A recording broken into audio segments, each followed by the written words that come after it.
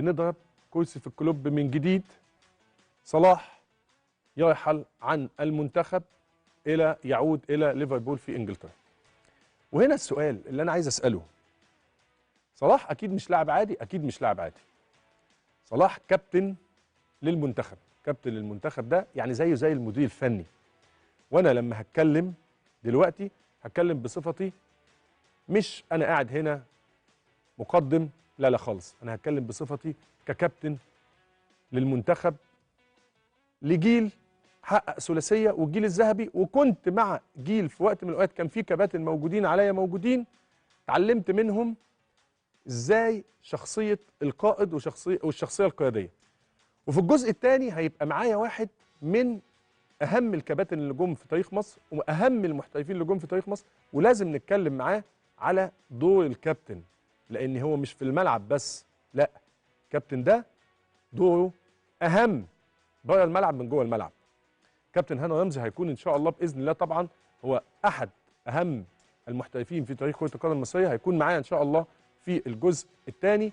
واللي لازم هتكلم معاه على طبعا ان محمد صلاح خلاص بيان من الاتحاد المصري لكره القدم ان محمد صلاح بعد المباراه غدا هيرحل عن المنتخب وهيرجع يتعالج في انجلترا في ليفربول. طيب خليني هنا، استوقفني في المؤتمر الصحفي طبعا اللي كان انا بالنسبه لي شايفه ان ايجابي ان يكون صلاح موجود، ولكن هو واضح ان الرسائل ما كانتش فيها دعم، لا هي كان بيوجه رسائل ان انا هسيب المعسكر وهمشي. والدليل على كده اللي اتقال اني كلوب طبعا قال ان في اتصال ما بين الجهاز الطبي في ليفربول وما بيننا هنا، بحيث ان طبعا هيشوفوا الافضل اللي هيحصل ايه، وان انا قد يعني هرحل من معسكر المنتخب وارجع تاني ليفربول للعلاج.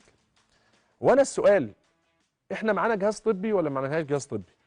انا بالنسبه لي شايف ان شد في الخلفيه من خلال، انا كراجل ليا تجربه كبيره جدا، شد في الخلفيه تمام، ممكن ياخد اسبوع، ممكن ياخد 10 ايام، مفيش اي مشكله خالص، وعادي انك انت بعد كده بترجع بتكون موجود وبترجع تلعب. ده بيان الاتحاد المصري لكره القدم. واللي هنا كمان لازم ابقى فاهم، هل اللوائح بتقول كده؟ هل اللوائح بتقول ان لاعب يسيب المنتخب ويرحل ويعود تاني؟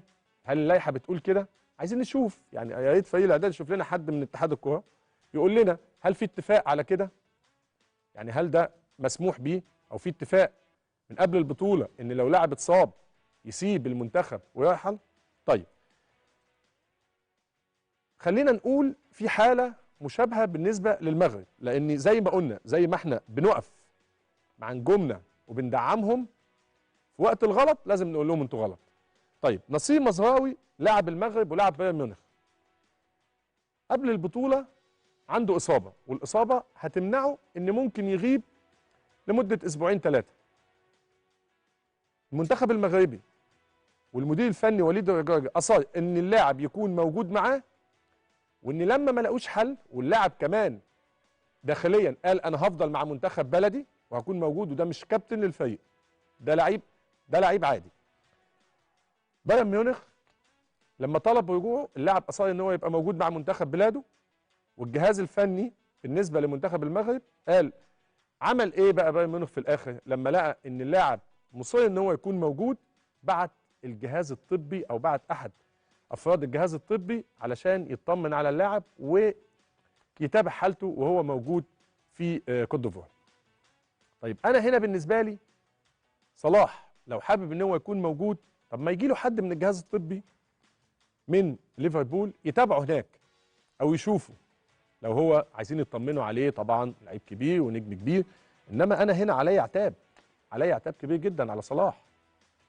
لسه كنا بنتكلم ولسه كنا بنقول ونجم كبير واسطوري وتاريخ كبير، انما انت قائد للفريق، انت كابتن المنتخب، انت لازم تكون موجود في الوقت الصعب مش في الوقت السهل، لان الوقت ده وقت صعب، واحنا اللي حطينا نفسنا في الموقف ده، وانتوا اللي حطيتوا نفسكم وحطيتونا في الموقف ده، ان احنا بندور ان احنا نصعد ازاي تاني، مش نصعد اول المجموعه. فلازم وجودك تكون موجود، لو برجل واحده لازم تبقى موجود مع المنتخب. وانا هنا مش فاهم اتحاد الكوره هنا فين موجود؟ فين هو؟ فين من اللي بيحصل؟ لان من الواضح ان المسجات اللي كانت موجوده النهارده في المؤتمر الصحفي هي مسجات صلاح قال المنتخب ده مش منتخب صلاح، ودي حقيقه هو مش منتخب صلاح، واحنا قلنا قبل كده ده منتخب مصر. منتخب مصر صاحب اكبر عدد بطولات، صاحب الانجازات التاريخيه في القاره الافريقيه، ده فعلا منتخب مصر مش منتخب صلاح. ومع ذلك هو كان بيقول كده تمهيدا لانه راجل قد يرحل، وبالفعل هو فعلا بعد المباراه بتاعت بكره